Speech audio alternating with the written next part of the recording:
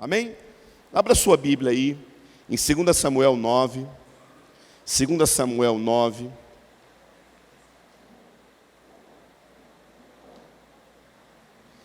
A partir do verso 1. 2 Samuel 9, a partir do verso 1. Abra sua Bíblia, ligue a sua Bíblia. 2 Samuel 9, a partir do verso 1, diz o seguinte: certa ocasião, Davi perguntou: resta ainda alguém da casa de Saul, a quem eu possa mostrar a bondade? Numa outra tradução fala lealdade. Eu particularmente gosto mais da tradução de bondade. Por causa da minha amizade, numa outra tradução fala aliança. Eu gosto mais da tradução aliança, com Jonatas. Verso 2, então chamaram Zibá, um dos servos de Saul, para apresentar a Davi. O rei perguntou: você é Zibá? Sou teu servo, respondeu ele. Perguntou Davi: resta alguém da casa de Saul, da família de Saul, a quem eu possa mostrar a bondade de Deus? Respondeu Ziba, ainda filho de Jonatas, aleijado de pés. Verso 4, aonde ele está? Perguntou o rei. Ziba respondeu: na casa de Maquir, filho de Amiel, em Lodebar. Então o rei Davi mandou trazê-lo de Lodebar. Quando Mefibosete, filho de Jonatas e neto de Saul, compareceu diante de Davi, prostrou-se o rosto em terra. Mefibosete, perguntou Davi. Ele respondeu: sim, sou teu servo. Não tenha medo, disse Davi, pois é certo que eu tratarei com bondade por causa da minha aliança que fiz com Jonatas, seu pai. Vou restituir todas as terras que pertencem ao seu avô Saul, e você comerá sempre na minha mesa. Mefibosete prostrou-se e disse: quem é o teu servo para que te preocupes com um cão morto como eu? Então o rei convocou Ziba e perguntou, e disse-lhe: devolvi ao neto de Saul, seu senhor, tudo que pertence a ele e à família dele. Você, seus filhos e seus servos cultivarão a terra que pertencia a ele, e você trará a colheita para que haja provisões na casa do neto do seu senhor. Mas Mefibosete comerá sempre à minha mesa. Ziba tinha 15 filhos e 20 servos. Então Ziba disse ao rei: o teu servo fará tudo que o rei, meu senhor, ordena. Assim Mefibosete passou a comer na mesa de Davi como se fosse um dos seus filhos. Mefibosete tinha um filho ainda muito jovem chamado Mica, e todos que moravam na casa de Ziba tornaram-se servos de Mefibosete. Então Mefibosete foi morar em Jerusalém, pois passou a comer para sempre na mesa do rei, e ele era aleijado dos 2 pés. Pai, aplica essa palavra no nosso coração, dá sabedoria, graça, libera mesmo aquela palavra que fala ao nosso coração. Ajuda-nos a entendê-la, aplicá-la e vivê-la, por Cristo Jesus que oramos, amém. Meus irmãos, nós estamos aqui diante de um relato que particularmente eu acredito ser um dos maiores exemplos da graça de Deus no Velho Testamento. Se nós queremos olhar para o Velho Testamento e ver um relato que retrata com todos os nuances a graça de Deus sendo revelada à vida de um ser humano, manifestada também através de um ser humano, seria essa história aqui de Davi estendendo a bondade de Deus a Mefibosete. E eu creio que nós cristãos precisamos, mais do que nunca, resgatar alguns princípios inegociáveis na fé cristã, que particularmente eu entendo que a gente tem interpretado e aplicado de forma errada. E um desses tesouros da fé cristã É o entendimento bíblico e correto do que realmente significa a graça de Deus, porque eu entendo que no decorrer dos anos, o conceito sobre graça tem sido esvaziado no seu conteúdo. Falamos sobre graça, cantamos muito sobre graça, pregamos muito sobre graça, mas com certeza a maioria de nós não compreendemos a graça como realmente Paulo e principalmente o Senhor Jesus manifestou. E essa palavra, como eu já disse, ela é comum na ambiência cristã.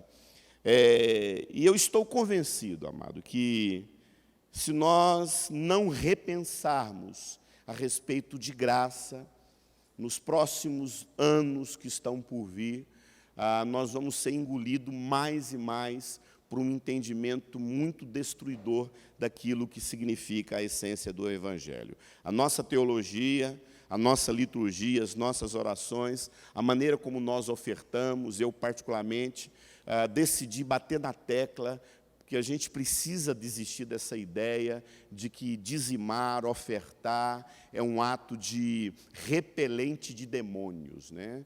Então, você vai lá, dizima, e aquilo é um repelente para mandar o migrador, o cortador, o devorador. Nós não estamos na época da lei, meu irmão. A lei não tem mais ação sobre as nossas vidas. Nós dizimamos por amor, nós ofertamos por amor, não é por medo, não é por temor. Só que esse entendimento de viver por amor, de servir a Deus por amor, amar a Deus, ofertar por amor, dizimar por amor, isso só é possível quando nós temos um entendimento bíblico do que significa a graça de Deus.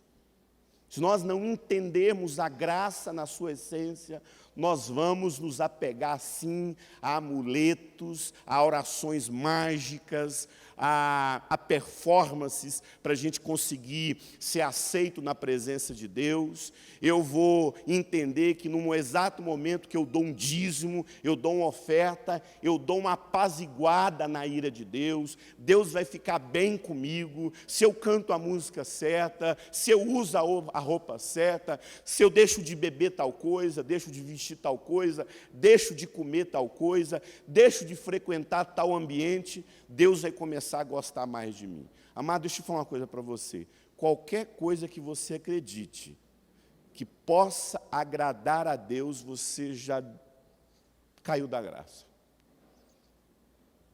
Que nada que eu e você façamos pode acrescentar em Deus um sentimento de mais amor por mim. Deus não me ama hoje, Deus não me ama mais porque hoje eu pessoalmente talvez esteja agradando Ele. E Deus me odiava muito quando eu estava lá naquela condição de pecado. Então é importante a gente repensar e falar um pouco mais sobre a graça de Deus. E eu acredito que pegar textos do Novo Testamento fica assim até mais fácil, né? Então, por isso que é bom pegar texto do Antigo Testamento, para a gente perceber no Antigo Testamento que o mesmo Deus de ontem é o mesmo Deus de hoje. Ninguém no Velho Testamento foi salvo pela lei, ninguém. Abraão, não existe um único patriarca da fé que está na presença de Deus hoje, que foi salvo porque praticou alguma obra, porque sacrificou, porque matou bezerros, bois, obedeceu à lei. Todos no Velho Testamento. Me dá um no Velho Testamento que foi salvo porque cumpriu a lei. Então, logo, meu irmão, a graça sempre existiu. A forma de Deus agir em favor do homem é por meio da sua graça. E a história de Mefibosete é a graça de Deus sendo revelada às nossas vidas. Eu queria falar rapidamente, talvez alguns não conheçam a história de Mefibosete. Mefibosete era filho de Jonatas, o príncipe, neto de Saul, que foi o primeiro rei de Israel. E havia uma amizade que a Bíblia relata com muita intimidade, com muita pureza, com muita lealdade, fidelidade e honra entre Jonatas e Davi. eles eram grandes amigos, né? Quem tem um grande amigo, quem tem amigos muito íntimos, sabe do que eu estou falando, e era o caso de Davi e Jonatas. E um dia, na amizade dos dois, o Davi fez uma promessa para Jonatas: Jonatas,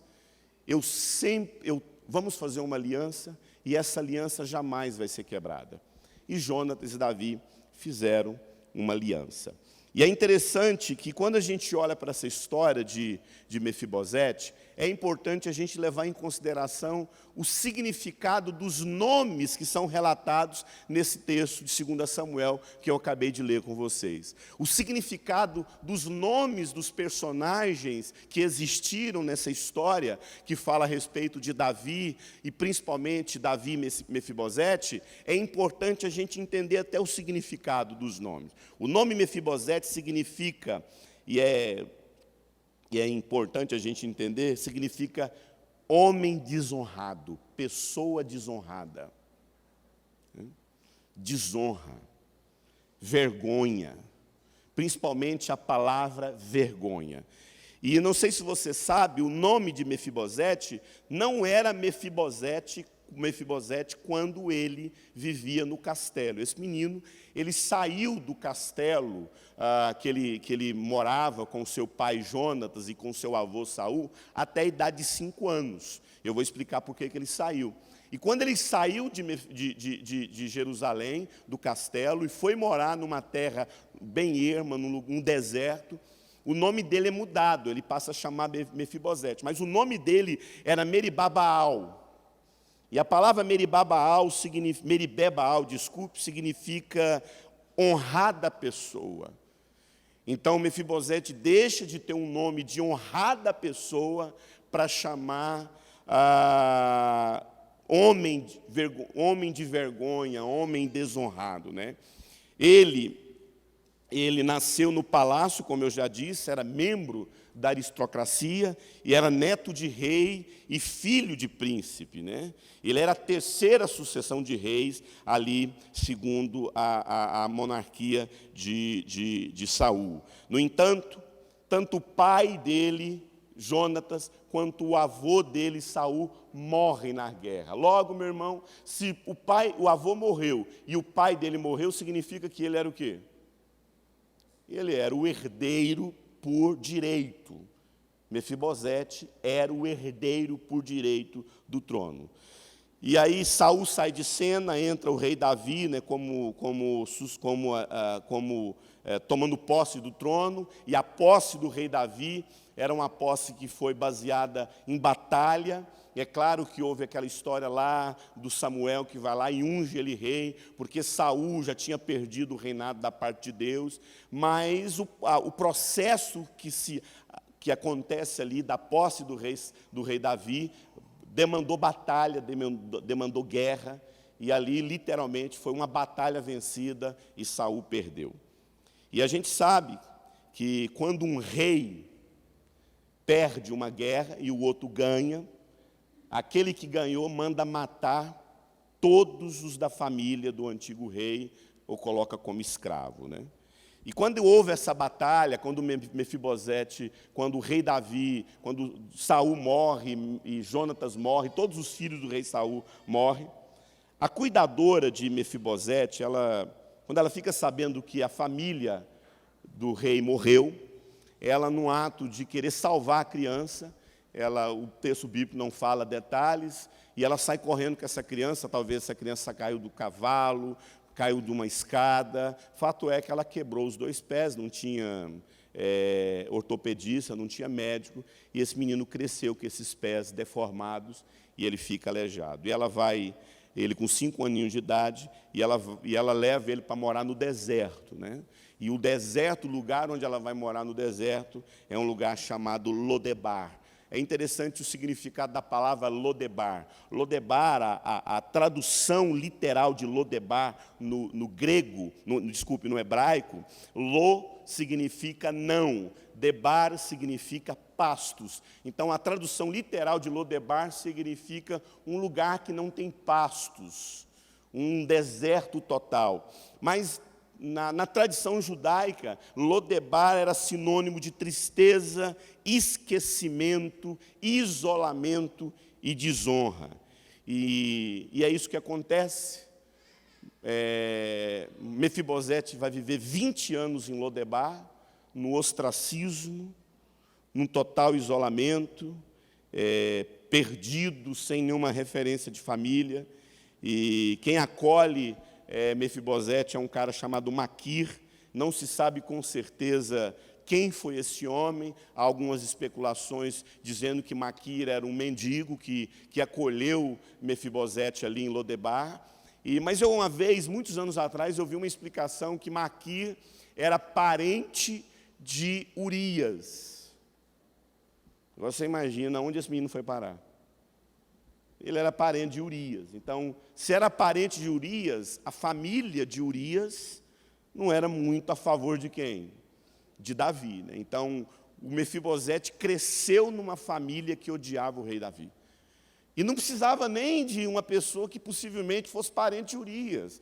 A ideia daquele rei que chegava ali, que o avô dele havia sido morto, já era suficiente para ele ter medo.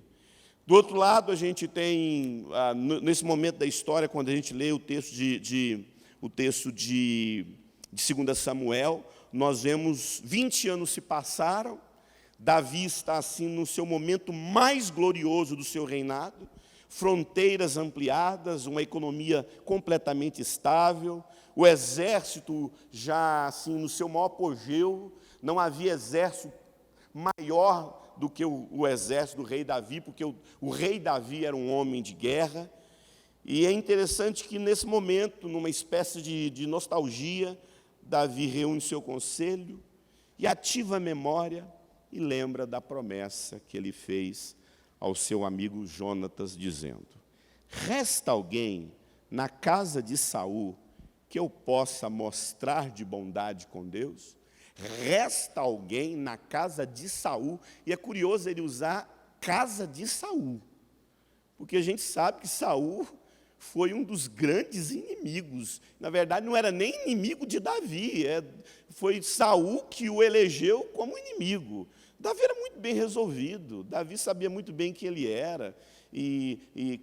O relato bíblico diz que muitas vezes Saul jogava a lança e Davi não revidava voltando com a lança para Saul. Saul tinha inveja demais, porque todos gritavam o nome de Davi, e Saul ficava endemoniado. O próprio Davi ia tocar para ele, para curar Davi, para curar Saul. Saul era emocionalmente desequilibrado, espiritualmente possesso, um cara mentalmente perturbado, né? Tem um texto que a Osana sempre recomenda para as meninas que ela discipula, para as pessoas que ela discipula, que é um livro de jovens com a missão, um livretinho pequeno, chamado O Perfil de Três Reis, um livro interessantíssimo, você baixa ele em PDF na internet, onde fala dos três reis: o rei Saul, que é esse rei que ataca Davi, e Davi, que não revida com as lanças de Saul, e ele, sabendo que Saul era um ungido, ele jamais tocaria no ungido do Senhor. Aí o terceiro rei, porque fala o perfil de três reis, é você que decide ser. Você quer ser Davi ou Saul, que vai revidar. É um livro bem interessante. Mas o Saul elege lá o Davi como elemento de caça, né? E persegue Davi durante muitos anos. Davi foge, e tem uma história longa que não dá tempo da gente contar. Mas esse é o cara, esse é o rei que persegue Davi. E aí acontece a guerra, o Saul se mata, porque ele se suicida, mas acontece toda aquela luta lá, e o inimigo de Davi, que é o Saul, morre. E aparentemente, do nada, ecoa. Eu falo aparentemente porque esse grito, essa frase, essa voz que ecoa no coração de Davi, parte de Deus. Davi fala: resta alguém na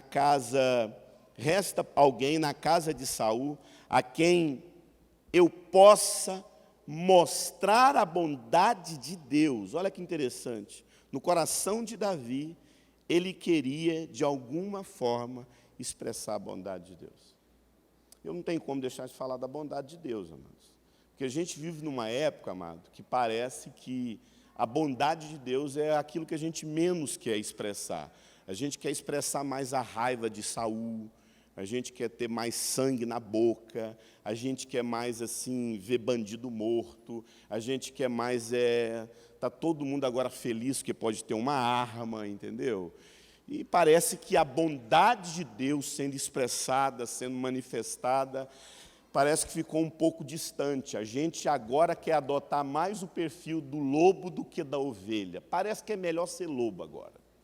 Então, agora não é mais uma... Jesus não tem que pastorear mais ovelha, a gente tem que pastorear agora é lobo mesmo, entendeu?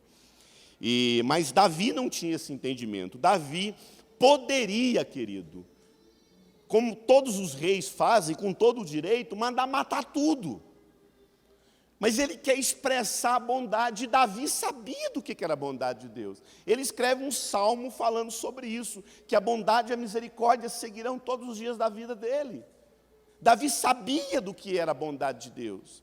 Davi sabia que quando ele olhava para ele não via a capacidade, muitas vezes, até de reinar.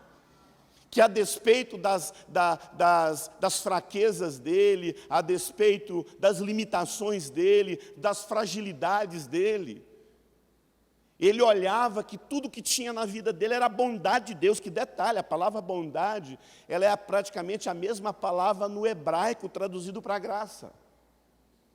A bondade de Davi, a bondade de Deus, Davi sabia como era manifestada na vida dele. Davi só poderia oferecer para as pessoas aquilo que ele recebeu de Deus, que era a sua bondade. E é interessante que quando a gente olha o Salmo 136, fala a respeito de que aquele que fez, são vários versículos, né? Aquele que fez os céus, aquele que fez as estrelas, aquele que com seus exércitos, e aí você lembra qual que é a segunda parte? Porque a sua bondade, a sua misericórdia dura para sempre. Olha aqui para mim. Será por que a gente não sabe expressar a bondade de Deus para as pessoas? Talvez porque a gente não tenha percebido isso na nossa vida. Todos aqui têm motivos para falar da bondade de Deus, amado. Todos aqui sabem do que é a bondade de Deus.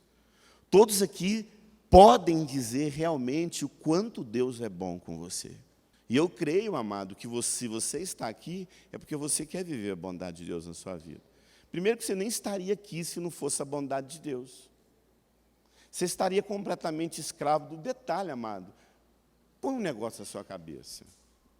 Nem aqui você estaria se você não quisesse Deus.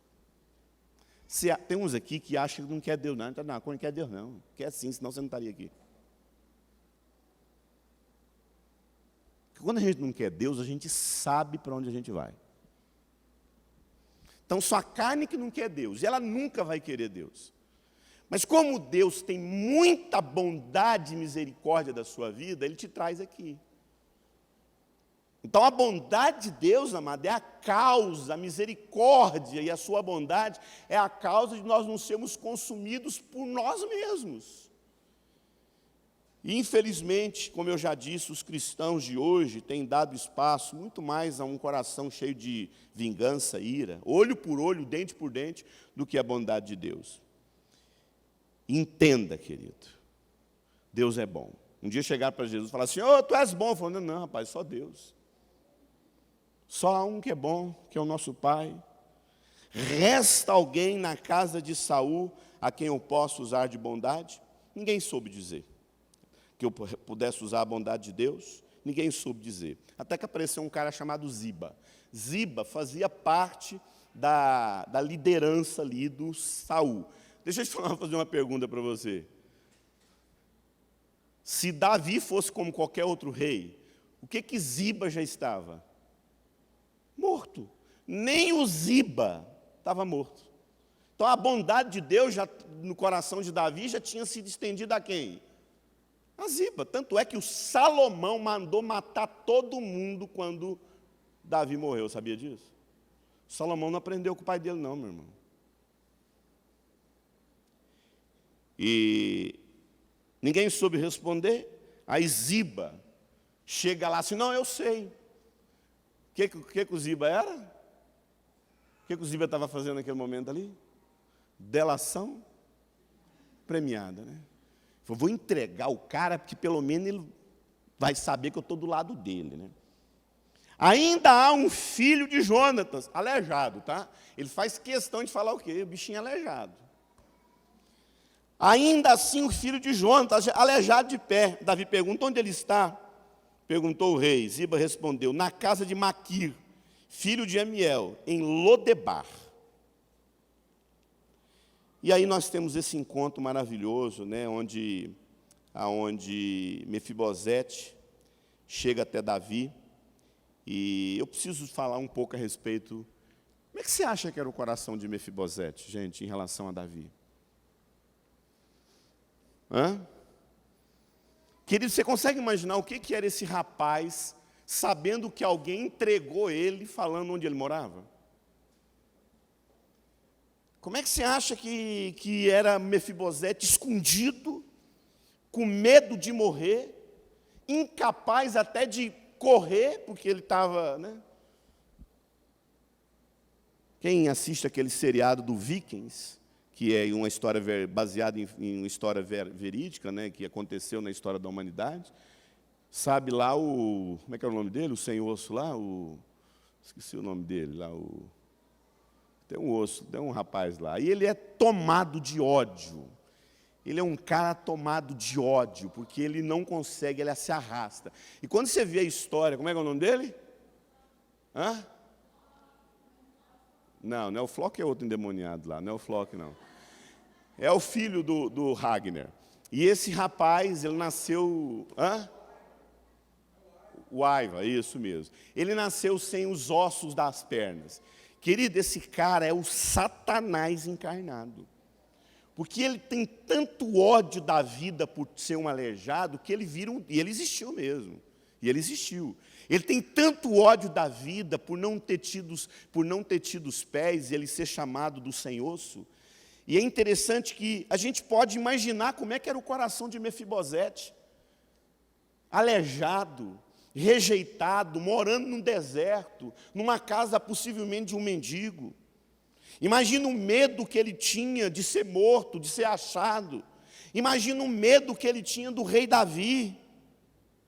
E um dia esse moço recebe um convite. O Davi mandou te buscar. Como é que você acha que esse cara ficou? Como é que você acha que esse rapaz ficou imaginando chegar na casa de Davi, no reino, no castelo? Deformado, morrendo de medo, com raiva, com ódio da vida, escondido, no ostracismo durante 20 anos da vida dele. Amado, esse menino era príncipe. Esse menino era por direito sucessor do trono, mas viveu 20 anos no ostracismo, ilhado. E é interessante que Davi toma a iniciativa de abençoar quem jamais poderia ser abençoado, que era Mefibosete. Você consegue se colocar no lugar de Mefibosete? Eu me coloco. Porque eu era esse rapaz aleijado na vida, sem condições de caminhar com as próprias pernas, sem condições de achar um rumo na vida, perdido, sem referência, isolado, cheio de mágoa, cheio de raiva com a vida. E é interessante que o texto sagrado fala que Davi que tem a iniciativa de ir atrás desse moço. Querido, não foi eu que fui atrás de Cristo, muito pelo contrário, só eu sei o que realmente eu queria na vida. Põe um negócio na sua cabeça, todos nós queremos só uma coisa, o pecado. Todos nós queremos só uma coisa, odiar. Todos nós queremos só uma coisa, ficar de mal com Deus e com a vida. Nós somos, querido, como um solo, como um terreno, querido, que você limpa, deixa ele limpinho, e deixa aquilo lá fechado, volta depois de 5 meses, aquilo está cheio de quê, meu irmão? Mato. Porque mato não precisa se plantar, Eu não consigo entender. Eu fui lá, comprei uma terra limpinha, e eu peguei aquela terra, comprei ela lá pronta num saco, coloquei num vaso. Depois, quando eu olhei, tem erva daninha nascendo naquela terra. Erva daninha nasce naturalmente. Quando você quer comer um feijão, uma cenoura, uma beterraba, você tem que plantar. O que eu estou querendo dizer? A nossa natureza não presta. Deixa eu te falar uma coisa, você nunca quis Deus na sua vida, você só quis pecar. Todas as vezes que você deseja Deus, é Ele que foi na sua direção, é Ele que tocou na sua vida. Tudo que a gente quer é pecar. Quantas vezes você já pensou assim, gente, mas como é que eu dei conta de falar não para aquilo? Não foi você, foi Deus na sua vida. Porque nós não temos a ação de buscar a Deus, nós temos a reação. Deus age, a gente reage. Deus age na nossa vida. E foi assim com Mefibosete. Ele estava lá no mundo dele, e Davi tomou a iniciativa de ir na direção dele. Não foi você que foi na direção de Deus. Então, o texto sagrado, no versículo 6, diz o seguinte: quando Mefibosete, filho de Jonatas, neto de Saul, compareceu diante de Davi, prostrou-se o rosto em terra. Mefibosete? Perguntou Davi.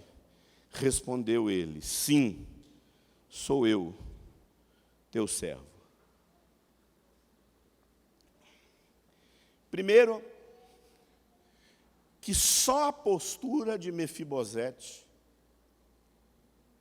fala de como tem que ser o coração que chega diante de um Deus gracioso. Esse moço poderia reivindicar o quê, amado? O trono. O que ele faz? Sou teu servo, Davi. Eu não estou aqui para dizer o que eu sou. Esse é o coração. Primeiramente, eu sei que Deus tinha que tratar muita coisa no coração desse moço. Mas o Mefibosete ele não estava ali reivindicando o trono. E eu queria ainda aqui rapidamente falar, a graça de Deus manifesta nessas poucas palavras desse diálogo de Davi com Mefibosete. O diálogo que Davi tem com Mefibosete é riquíssimo. Na hora que Deus estava ministrando isso no meu coração, sabe, eu chamei Osana e comecei a falar: amor, olha isso aqui, olha isso aqui. E eu sei que a graça de Deus se manifestou em cada palavra que Davi conversava com esse moço. E como eu já disse, isso aqui era uma tipologia da graça de Deus sendo manifestada na minha vida, na sua, e como a graça de Deus age através de você, age na sua vida. Eu quero mostrar para você nesse texto aqui, como a graça de Deus pode ser manifestada nesse pequeno diálogo que Davi teve com Mefibosete. Nessa primeira frase que Davi fala, mostra o que a graça de Deus faz em nós. Davi fala: Mefibosete, não tenha medo. Posso falar uma coisa para você? Não tenha medo. Primeira coisa que Deus precisa tratar na nossa vida, e isso é um grande milagre na nossa vida, é a gente parar de ter medo daquilo que Deus quer fazer na nossa vida. Ele chamou você, Ele fez você vir na direção dEle, e Ele sabe do que Ele está fazendo. A palavra de Deus diz que aquele que começou a boa obra, isso significa que aquilo que Deus quer fazer na nossa vida é um processo, então é uma obra que Deus deu início, e essa obra começa tirando do nosso coração o medo. E como é que o medo é retirado do nosso coração? Como diz lá em 1 João 4,18, no amor não existe medo, antes o perfeito amor. E quem tem o perfeito amor? Quem tem o perfeito amor, amado? O perfeito amor é o que eu sinto pela Sara? É o que eu sinto pela Osana? É o que eu sinto por você? Não, amado, esse amor é contaminado também. O amor mais verdadeiro que um ser humano pode ter, que é de um pai e de um filho, o próprio Deus fala. Você que é mau, sabe dar boa dádiva ao vosso filho, quanto mais eu. Então, primeira coisa que você precisa entender, querido, para tudo que você está fazendo. Se você está querendo ministério, se você está querendo pregar, evangelizar, casar, ter filhos, manter seu casamento, você nunca vai conseguir fazer nada bem na vida, nada na sua vida vai fluir bem, saudável, se você não entender essa primeira coisa que a graça de Deus faz em nós, que é compreender o amor de Deus. O amor de Deus pela sua vida. Você quer um motivo para você orar? Talvez até hoje você não sabia o que orar. Você quer um motivo para você orar? Peça a Deus para mostrar o amor dele para a sua vida. Leia tudo sobre o amor de Deus. Leia livros, cante canções, ore o tempo todo. Deus, eu quero conhecer teu amor, revela teu amor. Deus, eu quero conhecer o teu amor, porque se eu não entendo o amor de Deus, é o amor de Deus que vai me fazer caminhar na vida. Só que essa graça, ela se manifesta na minha vida, tirando esse medo através do amor de Deus. Sem o amor de Deus, amado, você nunca vai entender. Então, a primeira manifestação da graça de Deus na nossa vida, a semelhança daquilo que Deus fez aqui através de Davi em Mefibosete, é tirar do coração dele o quê? O medo. Eu sou um evangélico que gosto de São Francisco de Assis, mas eu não sou devoto a ele não, tá? Já li muito sobre São Francisco de Assis. Quase uma vez eu comprei uma estatueta dele, mas aí ia travar tudo, né? Porque eu gosto de São Francisco de Assis, a história dele é belíssima, belíssima, foi um homem de Deus, sabe? Belíssima a história de São Francisco de Assis. E tem uma história curiosa em São Francisco de Assis, que ele está assim no chão, num vale de leprosos, e alguém chegou para ele e falou assim: Francesco, como é que você consegue viver no meio dos leprosos? Ele falou assim: porque Deus arrancou de mim o medo. Não tem medo. Querido, quando o medo vai embora, a gente sabe que pode confiar no infinito amor dele. E só a compreensão do amor dele vai tirar o medo. Segunda coisa é que a graça de Deus é manifesta na vida de Mefibosete, através de Davi, e isso traz, volta a repetir, como Deus age na nossa vida eu te tratarei com a bondade, segundo a bondade da aliança que eu fiz com o meu amigo Jonatas. O texto diz: eu te tratarei com bondade por conta da aliança que eu fiz com Jonatas. Olha aqui para mim. A bondade de Deus que Davi queria manifestar na vida de Mefibosete, partia de Mefibosete? Era dele? Muito pelo contrário, se fosse através disso, ele tinha que fazer o quê com esse moço? Matá-lo, porque esse moço era o sucessor do trono. Aquele moço podia fazer uma insurreição. Ele poderia fazer uma insurreição. Levantar ali um movimento contra Davi, e tinha gente de sobra para fazer isso. Tinha até um filho que poderia se aliançar a Mefibosete, que era o Aminon. Aminon não, o Absalão. Aminon também, né? Também, que lá também era outro vacilão.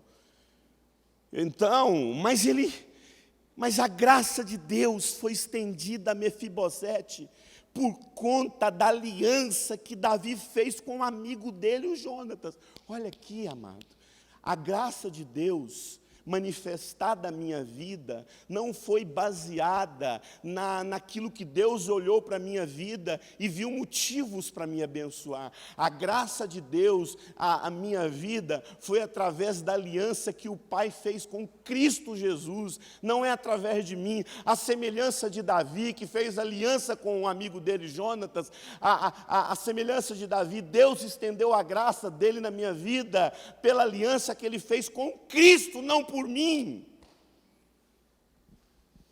Não é por você. Olha, amado, se a aliança que Deus fez comigo fosse garantida através de mim, Ela já estava quebrada há quanto? Muito tempo, só eu sei quantas vezes eu quebrei essa aliança. Olha aqui, só eu sei o quantas vezes eu já quebrei essa aliança com Deus. Quem já quebrou aliança com Deus aqui?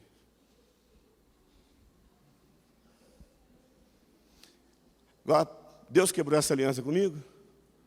Por que não quebrou? Porque não é comigo, é com quem? É com Cristo. Quando Ele olha para mim, é o sangue de Jesus, é o sangue da aliança. A aliança não quebra porque foi feita com Cristo. E essa é a graça de Deus. Segundo, outro motivo da manifestação da graça de Deus, de Davi através de Jonatas, figurando a nossa vida, ele fala: vou restituir todas as terras que pertencia ao seu avô Saul. Falei hoje de manhã que durante muito tempo eu tive muita dificuldade com essa palavra restituição, por conta do lixo que o evangelho da prosperidade jogou na igreja, no mundo. E eu tive muita dificuldade com essa palavra sobre restituição. Mas Deus começou a me mostrar que Ele é um Deus de restituição, sim. Ele restitui aquilo que você perdeu, através da aliança que Ele fez com Cristo Jesus. Quando Deus age na sua vida, aquilo que você perdeu, você sabe o que Ele te dá? Algo melhor. Quem já viu aquele programa do Lata Velha, lá do Luciano Huck? Já viu como é que aquele carro, ele entrega aquele carro depois de restaurado? Como, amado? Igual ou melhor? Melhor. Sabe, meus irmãos, um princípio que eu aprendi a respeito de restauração é que tudo que Deus restaura na sua vida é infinitamente mais daquilo que você tem, daquilo que você perdeu. Ele te dá algo melhor, Ele te dá uma vida melhor, Ele te dá um coração melhor, Ele te dá relacionamentos saudáveis, Ele melhora a sua vida em todos os aspectos, e é isso que a graça de Deus faz na vida de Mefibosete. Saul restitui tudo que pertencia ao pai dele, e Deus faz isso na nossa vida, eu creio. Sabe, queridos, quando a gente olha para esse texto de Jeremias que diz: porque eu sei que pensamentos tenho, que planos tenho a vosso respeito, e são planos de fazer você prosperar, e não são planos de causar a você dano, mas planos de te dar esperança e futuro. Escute em nome de Jesus. Deus não deita a cabeça no travesseiro, maquinando como é que Ele vai azedar a sua vida, se é que Ele deita. Ele não está aqui e fala assim: rapaz, eu vou azedar a vida dessa pessoa. Assim, esse ano é o ano de eu lascar com a vida do Eurípides. Eu vou acabar com tudo. Ele vai na lona. Amado, eu já desisti de ver Deus assim há muito tempo. Não creio nesse Deus, amado, que destrói a vida de uma pessoa, até porque o muro de inimizade já acabou, a ira de Deus já cessou, todo o caminho já foi aberto, eu tenho acesso a Deus, e não é esse acesso que eu tenho a Ele não é baseado em obras, mas é baseado na graça dEle. E Ele continua dizendo: você comerá na minha mesa.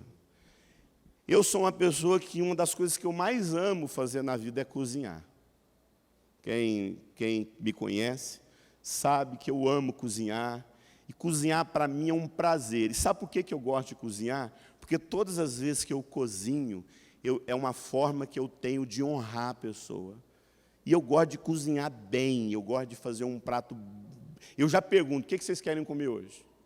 Porque a forma que eu tenho, eu sei que a forma que eu tenho de cozinhar é a forma de honrar. Então não existe um ambiente que mais fala de honra do que a mesa. Detalhe, Davi fala: você sempre comerá na minha mesa, você sempre vai ser honrado. E é interessante, quando você senta na mesa, o que cobre? As suas pernas. Então, quando Mefibosete sentava naquela mesa, o que não se via mais? Os pés. Sabe o que eu entendo que é a mesa? A graça de um Deus que cobre a nossa vergonha. Quando Mefibosete, eu fico imaginando Olha só a cena. Davi sentando, com todos os seus filhos. Aí de repente chega aquele barulho. Tac, tac, tac. Quem era? Mefibosete. Sendo recebido como filho. Porque essa é a segunda parte da manifestação da graça. A manifestação da graça te coloca num lugar de família. A manifestação da graça te trata como filho. A palavra de Deus diz que Davi diz: Mefibosete, eu vou te trazer para Jerusalém e vou te colocar na mesa e te tratar como meu filho. Davi tirou Mefibosete de Lodebar, tirou ele da vergonha, tirou ele do lugar do não pasto, não ovelha. Pasto fala de provisão, pasto fala de cuidado, pasto fala de tranquilidade. Davi tirou Mefibosete do lugar da vergonha e coloca ele sentado numa mesa como filho. Davi muda a posição desse moço. Ele tira ele da desonra, do excluído, do esquecido, e coloca ele como filho. Mas eu não poderia encerrar esse sermão, amado. Eu não poderia deixar de falar, encerrar essa palavra, sem eu mencionar, seria uma falta assim, seria desumano praticamente com Mefibosete. E principalmente com essa história. Não mencionar a frase que Mefibosete fala. Depois de ouvir tanta graça, depois de Davi falar, não tenha medo, depois de Davi falar, vou te honrar, depois de Davi falar, você vai ter lugar na mesa, você pertence a uma família, você não está excluído não, você tem família, você tem casa, você não precisa viver em Lodebar, você tem que sair desse ostracismo da sua vida, eu vou restituir na sua vida, eu vou te dar família, eu vou te dar filho, eu vou te dar um lugar, e é Deus falando conosco, Ele te faz... Ele te dá uma esposa, Ele te dá um marido, Ele te dá amigos, Ele te dá igreja, Ele te dá prosperidade, Ele te dá uma casa, Ele te dá tranquilidade e principalmente Ele te dá paz. Ele coloca você numa mesa, te trata como gente, amado. Amado, você pode amar o bicho que for, meu querido. Mas você não pega garfinho, colher e coloca na mão de um cachorro. Coloca, meu irmão. Você pode chamar o seu cachorro de filho, você pode chamar o seu cachorro do que for, mas ele vai dormir aonde, meu irmão? Ele vai comer aonde? Não é na sua mesa. Quem come mesa é família, é amigo. Davi traz Mefibosete para sentar na mesa e chama de filho. Falou, olha, todo mundo vai comer fora, você vai comer só na minha mesa. Como rei, como príncipe, que é o que você é. Sai de Lodebar. Depois de tudo isso, veja como Mefibosete se enxerga. Mefibosete se prostrou no chão e disse: quem é o teu servo para que se preocupe comigo? Eu sou um cão morto. Quem é o teu servo que se preocupa comigo? Pois eu sou como um cão morto. Sabe, querido, eu tenho entendido, isso foi comigo, eu tenho trabalhado muito com aconselhamento, e a cada dia eu entendo que o que mais atrapalha o processo de restauração na vida das pessoas, olha aqui, é a visão deformada que essas pessoas têm a respeito delas mesmas. Eu vou repetir isso. O grande problema, você ouve, você está ali diante do Rei Jesus, você está ali diante do Rei Jesus, Ele promete, Ele fala que você não precisa ter medo, Ele fala que vai restituir na sua vida, Ele fala que vai dar o melhor para você, que você vai comer do melhor dessa terra, que você vai conseguir viver longe do pecado, que você vai vencer o pecado, que você pode ser restaurado, que você pode ter um casamento pleno, que você pode ser um bom marido, um ótimo marido, uma ótima esposa, que você pode ter um casamento saudável, você recebe promessas de Deus na sua vida. Você fala assim, não, Deus, comigo não. E é por esse motivo que a gente não consegue receber dessas promessas. Porque a gente tem uma visão muito errada, muito deformada a respeito de nós mesmos. Você acredita mais no lixo de gente que o seu pai falou que você é. Você acredita mais naquilo que o abusador falou com você, naquilo que a pessoa que te espancou. Você não acredita nas promessas de Deus. Querido, isso aqui é a palavra de Deus. É Deus manifestando com todas as letrinhas como Ele age na sua vida.